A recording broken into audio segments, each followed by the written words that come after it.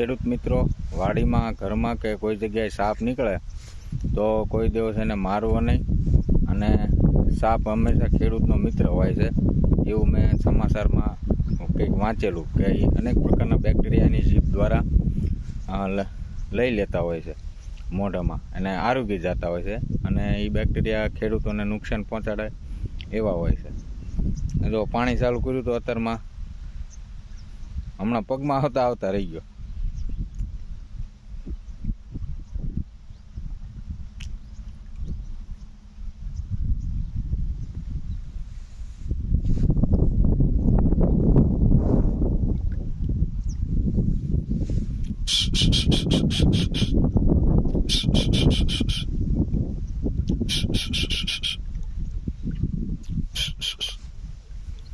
અને આ જીવો હોય છે એની પણ એક અલગ જીવનશૈલી હોય છે, એના રીતે જીવતા હોય છે તો આપણે જીવવા દેવા જોઈએ.